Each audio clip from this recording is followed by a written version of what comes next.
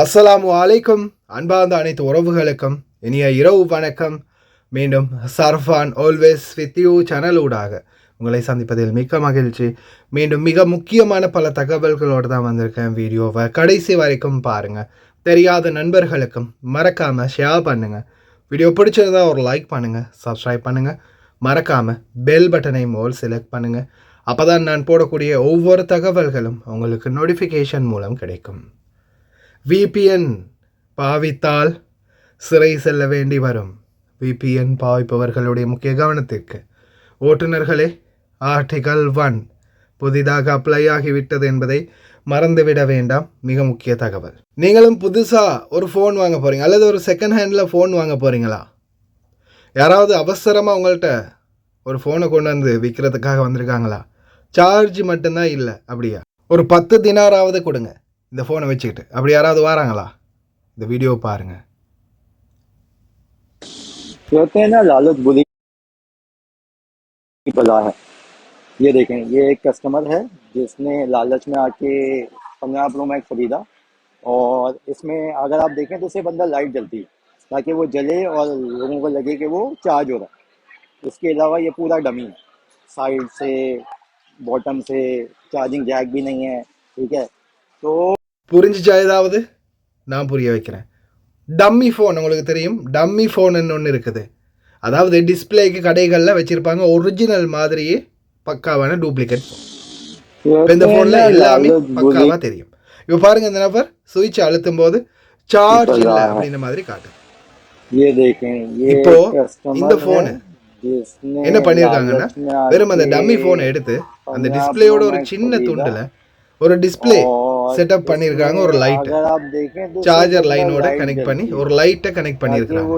அதே இது டிஸ்பிளே அதில் அட்டாச் பண்ணும்போது iPhone 15 ப்ரோ மேக்ஸா அந்த ஃபோன் தான். iPhone 15 ப்ரோ மேக்ஸுக்கு வெறும் லைட்டை மட்டும்தான் கனெக்ட் பண்ணியிருக்கிறாங்க. மற்றது எல்லாமே டம். இப்போ உங்களுக்கு அந்த பவர் பட்டன் அழுத்தி பார்க்கும்போது அந்த இடத்துல இருந்து உங்களுக்கு சார்ஜ் ஏறுற மாதிரி காட்டும். சார்ஜரில் அடிச்சிங்கன்னாலும் உங்களுக்கு வந்து சார்ஜரில் அடித்தா சார்ஜர் ஏறுற மாதிரி காட்டுமே தவிர அது உண்மையான ஃபோன் இல்லை. அந்த டிஸ்பிளேயில் அந்த பர்டிகுலர் ஏரியாவில் மட்டும் பாருங்கள், இந்த ஏரியாவில் மட்டும்தான் அந்த லைட்டு மட்டும் எரியும். அதை நம்பி நீங்கள் சரி சார்ஜ் இல்லை, சார்ஜில் போட்டு ஒன் பண்ணி பார்க்கலாம் அப்படின்னு சார்ஜில் போட்டிங்கன்னா விடிய போட்டாலும் பல வருஷமாக போட்டாலும் சார்ஜ் ஏறிக்கிட்டே தான் இருக்கும். ஃபோன் ஒன்றும் ஆகாது. ஏன்? ஃபோனுக்குள்ள அந்த சார்ஜ் ஏறுற லைட்டு மட்டும்தான் இருக்கே தவிர வேறு எதுவும் இல்லை. இதுதான் புதிய வகையான ஒரு ஸ்கேம். அதனால தயவு செய்து செகண்ட் ஹேண்ட் ஃபோன் வாங்குறவங்க ஃபோனை ஆன் பண்ணி ஃபுல்லாக எல்லாமே செட்டிங் எல்லாமே சரியாக இருந்தால் மட்டும் ஃபோன் வாங்குங்க. சார்ஜ் இல்லை, சார்ஜில் கொஞ்சம் போட்டுட்டு ஃபோனை எடுத்து பாவிக்கலாம் அப்படின்னு யாராவது கொடுத்தாங்கன்னா தயவு செய்து சார்ஜில் போட்டு ஒன் பண்ணாமல் ஃபோன் மட்டும் விலை கொடுத்து வாங்கிறாதீங்க. அடுத்ததா லாயர் முகமது அல் ஜாசம் புதிய ஒரு தகவலை கொண்டு வந்திருக்கிறாரு. VPN உபயோகம் மூலமாக சமூக ஊடகங்களை பயன்படுத்தி தவறான வழிகளில் ஈடுபட்டவருக்கு சிறை தண்டனை. முதலாவதாக VPN யூஸ் பண்ணி நீங்கள் சமூக ஊடகங்கள் மூலமாக VPN பயன்படுத்தி ஏதாவது பொய்யான தகவல்கள் அறிக்கைகளை வெளியிடுறதோ அல்லது சோஷியல் மீடியாக்களில் யாரையாவது ஃபோட்டோக்களை போட்டு தவறான முறையில் மாஃப் பண்ணுறதோ அல்லது ஃபோட்டோ எடிட் பண்ணி ஏதாவது தவறான வேலைகள் பார்க்குறதோ இந்த மாதிரி பண்ணினால் நிச்சயமாக சிறை தண்டனை. அதே மாதிரி தான் நீங்கள் இப்போ சிலர் வந்து வெப்சைட் வேறு ஏதாவது வெப் சீரியஸ்களை போய் பார்ப்பீங்க. அதே மாதிரி தடை செய்யப்பட்ட வலைத்தளங்களில் தடை செய்யப்பட்ட படங்களை நீங்கள் பார்ப்பீங்க. இப்படி பார்த்தாலும் உங்களுடைய VPN வைத்தே உங்களை வந்து ட்ரேஸ் பண்ணி பிடிச்சிருவாங்க, சைபர் கிரைம். அதனால் தயவு செய்து ரொம்ப கவனம். தவறான வழிகளுக்கு VPN யூஸ் பண்ணாதீங்க. இப்போ சாதாரணமாக சவுதி துபாயிலெல்லாம் பார்த்தீங்கன்னா இந்த வாட்ஸ்அப் யூஸ் பண்ணுறதுக்காக VPN வந்து உபயோகிக்கிறாங்க. அப்படி நீங்கள் அந்த வாட்ஸ்அப்புக்காக மட்டும்னா ஒரு பிரச்சனை இல்லை. ஆனால் அதை வச்சு தவறான வழிகளில் நீங்கள் வேறு ஏதாவது ஒரு வெப்சைட்டுக்குள்ளே போனீங்கன்னா நிச்சயமாக பிடிபடுவீங்க. أنت قاعد تتكلم عن جريمة مستحدثة إلى هذا اليوم، ولا زالت التشريعات تحتاج تعديلات، ولا زالت الدول المتقدمة قاعد تعدل تشريعاتها بناء على الثغرات اللي قاعد تصير بين فترة وفترة.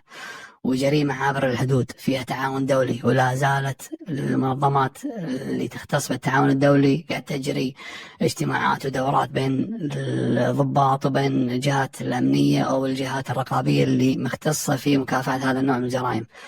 فهي على الظروف. هي الظروف والملابسات، يعني ساعات يقول لك واحد مستخدم VPN، زي سبحان الله صارت معي بأحد القضايا، فخلاص هو شبح VPN. تراسلت مع شركة VPN، شو يعني اجتهاد، زين أعطوني الIP ماله صدنا. فظروفه هذا شوف يعني شلون حلو. استخدم VPN ايه حلو، واكونت وهمي واسم وهمي، ما راح يحط بباله ان في شركه VPN اللي موجوده في اكس من الدول راح تتجاوب. جاوبت يعني VPN ما يعتبر طوق نجاح على حقي حسب، الحساب أقول لك الوهمي. على حسب. وسبحان الله في واحد ماخذ لك خط معلوم وكل شيء وتلقاه باسم واحد مبعد وما تقدر تصيده، صح ولا لا؟ அதே மாதிரி ஓட்டுநர்களே ஆர்டிக்கல் 1 நம்பர் 963 சீட் பெல்ட் போடுறவங்க டிரைவர் மட்டும் இல்லை, டிரைவருக்கு பக்கத்தில் இருக்கிறவங்களும் மறக்காமல் சீட் பெல்ட் அணிஞ்சுக்கோங்க. அதே மாதிரி மொபைல் ஃபோன் யூஸ் பண்ணும்போது ஒருவேளை கேமரா மேலே இருந்தாலும் நம்மளை விளங்காது அப்படின்னு மெதுவாக உள்ள ரகசியமாக ஒளிச்சு வச்சு டேஷ்போர்டுக்கு பக்கத்துலேயே வச்சுட்டு நீங்கள் யூஸ் பண்ணாலும் உங்கள் கையில் ஃபோன் இருக்குன்னா அது மேலே கேமரா இருக்கிறதால அழகாகவே உங்களை டிடெக்ட் பண்ணிடும். அதால் ஃபோன் ஹோல்டர்ஸில் மட்டும் ஃபோனை வச்சு யூஸ் பண்ணுங்கள். அதே மாதிரி கால் பேசுகிறதா இருந்தாலும் ஃபோனை வந்து லவுட் ஸ்பீக்கரில் போட்டு தூரமாக வச்சு பேசுங்க. அப்படி இல்லைன்னா ஹெட்ஃபோன் அடிச்சுக்கோங்க, ப்ளூடூத் கனெக்ட் பண்ணிக்கோங்க. அப்படி இல்லாமல் கையில் வச்சு பேசுனீங்க مخالفة ذان.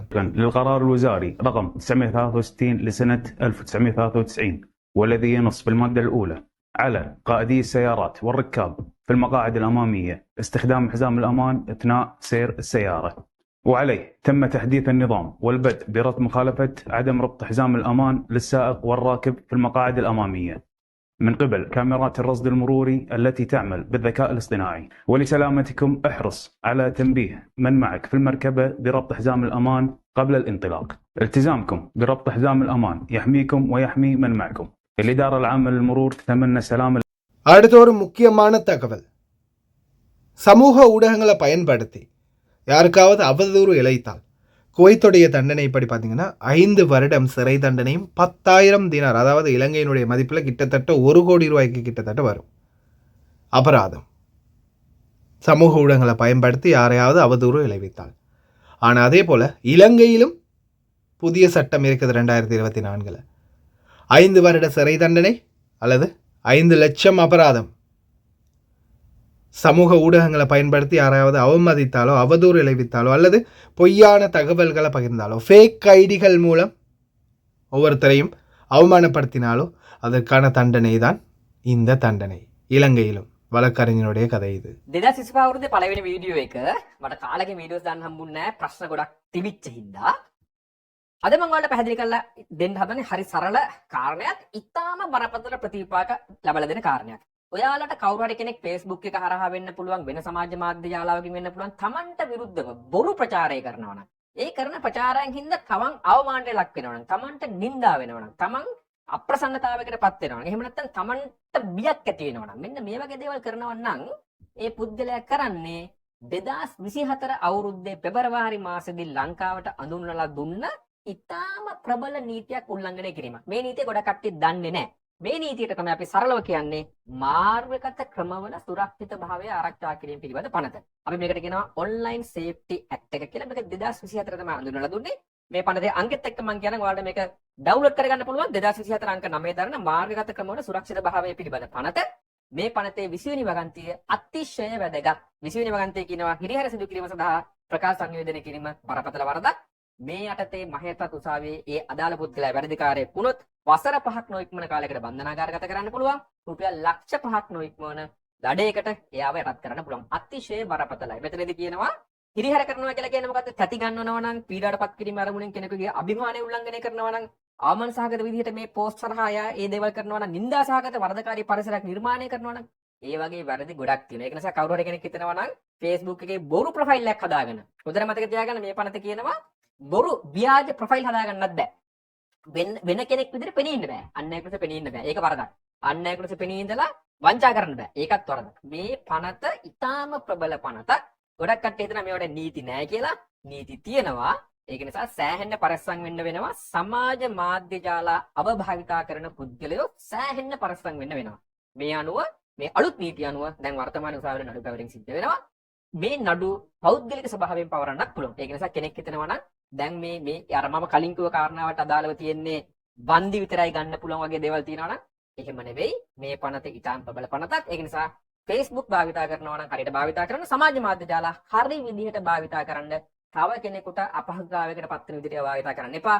භාවිතා කරොත් අනිවාර්යයෙන් මේක ප්‍රතිවිපාක ඒ කරන පුද්ගලයාට අනිවාර්යයෙන්ම ලබා දෙන්න පුළුවන්. ඒක නිසා මේ පණිවිඩය ඔයාලා හැමෝම හොඳට ඔළුවට ගන්න. මේ වගේ වැරදි කරන පුද්ගලයන්ටත් මේවා දැනුවත් කරන්න. இந்த சமூக ஊடகங்களை பயன்படுத்தி நிறைய பேர் அந்த அவமானப்படுத்துறது, அசிங்கப்படுத்துறது தவறான. இப்போ தப்பு பண்ணினவங்களை நாம் தப்பை சுட்டி காட்டி, இப்போ என்னுடைய வீடியோக்களை நான் நிறைய பேருடைய ஃபோட்டோக்கள் வீடியோக்கள் போட்டிருப்பேன். ஆனால் யாரையுமே நாம் வேண்டுமென்றே அவமானப்படுத்தினதில்லை.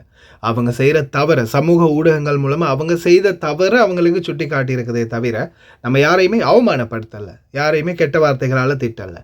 ஆனால் அதே ஒரு சிலர் என்ன பண்ணுறாங்க, இப்போ நம்ம போட்டதுக்காக இப்போ எனக்கு எத்தனையோ பேர் பார்த்திங்கன்னா அந்த நேரத்தோட ஒரு உள்ளாடை போட்ட பெண், அதே போல் அந்த சப்னான்னு சொல்கிற ஒரு பெண், நிறைய பேர் வந்து நம்மளை அவதூறு பண்ணி அவமானப்படுத்தி நிறைய வேலைகள் பார்க்குறாங்க. ஆனால் அப்படியானவங்களுக்கு நிச்சயமாக தண்டனை பெற்றுக் கொடுக்க முடியும் சட்ட ரீதியாக. என்னென்னா இப்போ நம்ம வீடியோ போட்டிருக்கோம் அப்படின்னு அவங்க கொண்டு போய் காட்டலாம். ஆனாலும் நம்மளுடைய வீடியோக்கள் அவங்கள அவமானப்படுத்தலை, அவதூறுப்படுத்தலை அப்படின்றது 100% தெளிவாகவே இருக்குது. அவங்க செஞ்ச தவறை சுட்டி காட்டி இருக்குது. ஒரு சோஷியல் மீடியா இன்ஃப்ளூயன்சர் என்ற ரீதியில் ஒரு சமூக ஊடகங்கள் மூலமாக மக்களுக்கு நல்ல தகவல்களை கொண்டு வரக்கூடிய ஒரு கட்டாயத்தில் நாங்கள் இருக்கிறதால அது சம்மந்தமான விடயங்களை தெளிவுபடுத்திருக்கோமே தவிர தவறாக எதுவும் அவங்கள சித்தரிக்கலை. அப்படி சித்தரிக்கிறவங்களுக்கு தான் அந்த தண்டனை. யாருமே இனிமேல் பயப்படாதீங்க. கடைசி வரைக்கும் பார்த்து எல்லாருக்குமே ரொம்ப நன்றி. தெரியாத நண்பர்களுக்கும் மறக்காமல் ஷேர் பண்ணுங்கள்.